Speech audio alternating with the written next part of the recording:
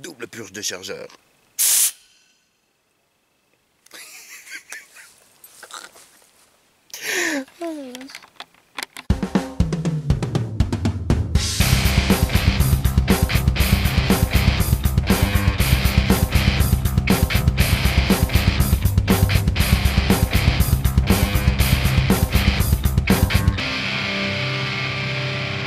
Salut à tous et bienvenue aujourd'hui pour une nouvelle présentation de réplique. Aujourd'hui on s'attaque au M9A1 Beretta de chez Tokyo Marui. Je vais déjà donc remercier Guerlaz, comme très souvent, qui me prête cette réplique pour que je puisse la présenter en vidéo. Et donc on va faire comme vous avez l'habitude que je fasse. Une partie sur les caractéristiques, une partie sur les points faibles et les points forts de la réplique, et un test de tir pour terminer. Donc on attaque tout de suite sur les caractéristiques. Alors, entrons dans le vif du sujet, les caractéristiques principales de ce Beretta M9A1 de marque Tokyo Marui. Un pistolet donc modèle, fonctionnement au gaz avec culasse mobile. Pour un poids d'environ 960 grammes, ce qui équivaut à quelques grammes près au poids du vrai. C'est assez réaliste le poids, c'est bien agréable. Une longueur d'environ 215 mm pour un canon d'environ 115 mm. Une conception, comme très souvent, comme toujours pour les GBB Marui, totalement en polymère pour le canon externe, la culasse ainsi que les plaquettes et la carcasse de la réplique. La plupart, tous les contrôles qu'on a en extérieur et ainsi que pas mal d'internes sont en métal. Donc arrêtoir de culasse, bouton levier de démontage, détente, bouton de chargeur, décoqueur sécurité, marteau. Tous ces contrôles là sont en métal et l'interne est métal plastique ABS principalement. Alors, cette réplique dispose d'un hop-up réglable. Pour le hop-up, il faut démonter la culasse. Donc on appuie sur le bouton qui est ici. On va faire basculer le petit levier qui est ici. On va lui faire 90 degrés. Et on va pouvoir enlever la culasse à l'intérieur, comme sur la photo que je vous mets dans un coin. On a une petite molette pour le réglage du hop-up. Ensuite, pour les organes de visée. Donc les organes de visée, c'est assez classique, ce n'est pas réglable. Un cran de mire déjà qui est en plus assez large, ce qui est assez agréable. Un cran de mire, un guidon, tous deux rehaussés de points blancs. Donc autant dire que les points blancs sur une carcasse noire comme ça se voit super bien. C'est assez agréable pour prendre une visée d'assez bonne qualité. Ensuite, en dessous de la poignée, un petit passant pour venir y fixer une dragonne. Ensuite, une sécurité décoqueur fonctionnelle. Donc une fois que le marteau est à l'abattu, on va venir appuyer sur le bouton pour la sécurité et ça va mettre la réplique en sécurité et ça va en même temps désarmer le marteau. Vous voyez, tac, le marteau est désarmé, la réplique est en sécurité, tout est bien. Une fois qu'on l'enlève, il suffit soit de presser la détente en double action pour que le coup parte, soit de réarmer manuellement le marteau pour avoir un tir un peu plus précis qu'en double action. Ensuite, un petit rail d'interface pour ici, donc sous la culasse à l'avant du pontet, pour venir y fixer une chochotte lampe, un petit laser ou quoi que ce soit qui vous intéresse. L'arrêteur de culasse, puisque c'est quand même un modèle blowback, donc quand il n'y a plus de billes, hop, la culasse reste en arrière comme ceci. Et soit on power stroke la réplique, donc on insère un nouveau chargeur, on pousse la culasse, ça désengage l'arrêtoire et on peut reprendre le tir. Soit on appuie directement sur l'arrêtoire de culasse. Clac, voilà, classique, réaliste, impeccable. C'est tout bon. Les marquages. Au niveau des marquages, principalement beaucoup de marquages de très bonne facture, de marquages réalistes et gravés dans la masse. Commençons ici, donc je vous laisse regarder, numéro de série type M9A1, calibre 9 mm Parabellum, modèle exact, USM9, tout ça. Le logo Beretta parfaitement reproduit sur la poignée, sur les plaquettes, de l'autre côté aussi. Et là on a un peu de tout, pareil, USM 9, 9 mm M9. On a par exemple ici toute la documentation warning, read manual before use, tout ça. Et on a les marquages relatifs à la réplique d'Airsoft, donc le Tokyo Marui Made in Japan ici et le petit ASGK ici. Voilà, donc à part ces deux derniers marquages, tous les autres sont réalistes et sont conformes au vrai modèle. En plus ils sont gravés parfaitement bien, donc c'est plutôt agréable. Parlons de son chargeur. Donc chargeur qui s'enlève avec le bouton ici. Voilà. Chargeur, vous en avez deux types principalement. À savoir que ce Beretta, Guerlain l'a acheté d'occasion à une personne qui avait perdu le chargeur. Donc il l'a acheté sans chargeur. Il a donc dû racheter un chargeur, sauf que ceux qui étaient disponibles au moment de la commande sont des chargeurs chromés. En plus on a essayé de repeindre le talon, mais même après avoir gratté, la peinture à carrosserie ne tient pas dessus, c'est affreux. Mais bon, ça fonctionne, ça se voit pas forcément quand c'est dedans, donc on s'en fout. Donc comme je vous disais, deux types de chargeurs. Un chargeur long et un chargeur court. Modèle noir ou chromé, comme ça, c'est les mêmes. Donc chargeur court en France en moyenne une trentaine d'euros, chargeur long 35-40 euros. Tous deux en métal avec tous deux les inscriptions calibre 9 mm Made in Japan, calibre 9 para Made in Japan, un petit Tokyo Marui au cul du chargeur, et là un petit M92F Military Model Tokyo Marui. Donc les deux chargeurs parfaitement tous deux en métal, capacité 26 billes pour le court, enfin pour le simple, 32 billes pour le long. Quoi d'autre à dire? Valve de remplissage.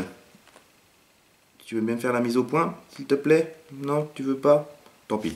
Valve de remplissage au cul du chargeur. Valve de purge ici. Les lips en plastique, comme d'habitude. Avec la planchette élévatrice, donc ici, qu'on va abaisser et maintenir tout en bas pour remplir le chargeur avec un speed loader par ici, vu que c'est un petit peu plus large. Donc 32 billes, 26 billes pour le court, voilà. Le long est assez sympa aussi. Hop, je vous montre. Ça donne un look un peu différent. Ça change le poids par contre, il est un petit peu plus lourd. Mais le chargeur long accompagné d'une lampe sur le rail, ça donne un look un peu moins commun à la réplique, c'est assez sympa.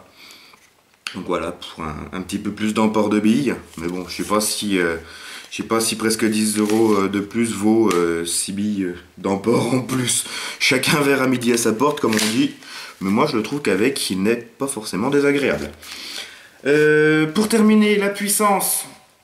GBB Marui oblige. La puissance est d'environ 280 fps, 280-290 fps selon la température extérieure et le gaz que vous allez utiliser. Pour un prix...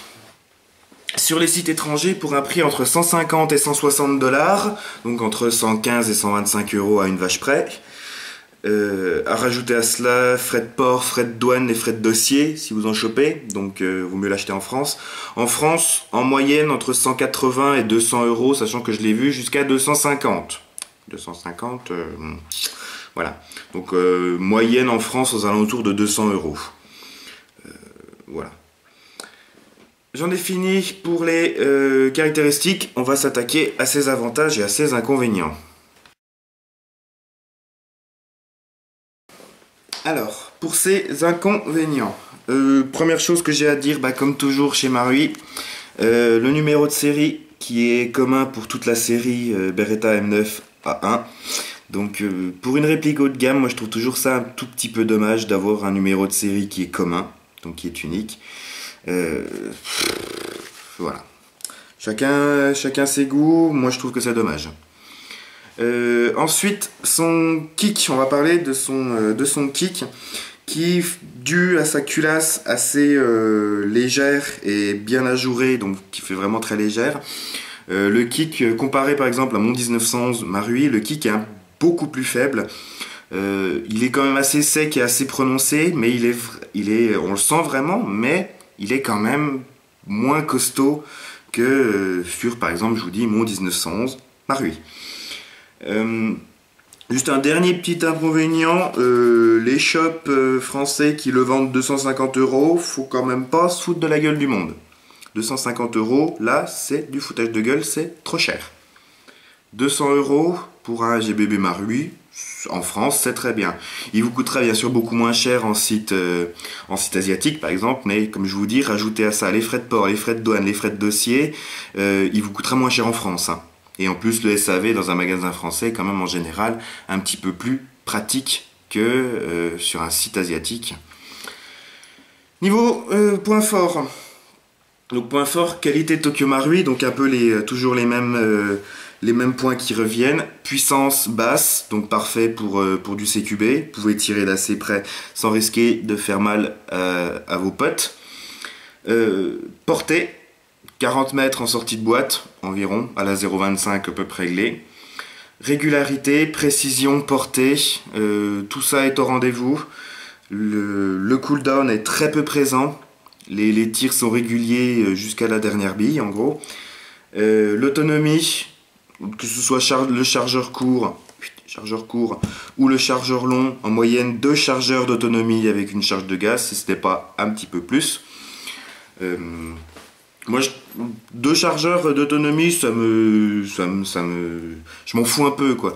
Ce que j'aime bien dans un GBB, c'est qu'il ait au moins assez de gaz pour vider un chargeur en entier. Pas comme sur mon 1911 Marui, justement, qui des fois a un petit peu de mal à arriver jusqu'à la fin du chargeur, même avec une charge de gaz complète.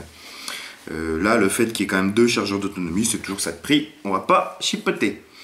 Donc du coup, conception full plastique, une meilleure résistance au froid. Donc, ouais, comme toujours, hein, Marui c'est plastique, ça résiste mieux au froid que par exemple un homologue KJW en métal. Et c'est à peu près tout ce que j'avais à dire. Pour terminer, en fait, il a un trigger reset aussi. On va parler de la sensation de tir, de la qualité de tir. Ça va pas être très facile à vous montrer, mais hop, on va faire ça comme ça ira mieux.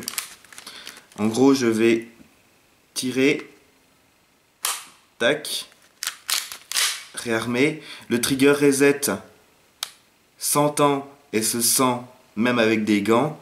Et pour retirer, la course de détente, je l'ai mesuré, la course de détente est d'environ 3 mm. 3 mm de course de détente pour renvoyer une nouvelle bille. Donc ça fait vraiment une qualité de tir que moi je trouve très très agréable. Le trigger reset est vraiment très très court, environ 3 mm, je vous dis, c'est vraiment vraiment top. Et le trigger reset est assez prononcé pour le sentir vraiment convenablement, même avec une paire de gants. Donc ça, c'est vraiment un point qui peut paraître anodin, mais que moi je trouve vraiment super agréable au niveau de cette réplique. J'ai fait à peu près tout le tour des avantages et des inconvénients, donc on va s'attaquer maintenant au test de tir. Donc nous voilà pour le test de tir du M9A1 Marui. Donc une cible à environ une vingtaine de mètres, une deuxième à 35 mètres et des poussières. Donc on va faire en tout 3 chargeurs, c'est parti.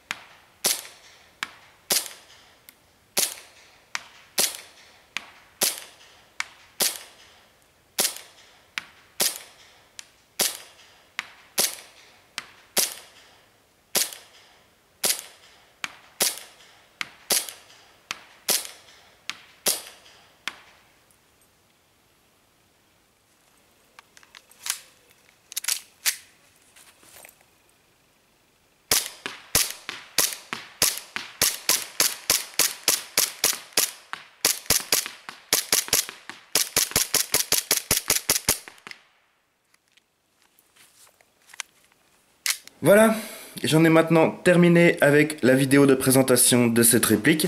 Si vous avez des questions ou même un commentaire à faire sur cette vidéo, n'hésitez pas à le faire justement dans l'espace commentaire.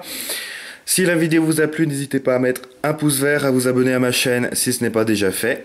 Sur ce, je vous dis merci d'avoir regardé. Salut, salut, airsoftez bien et à la prochaine!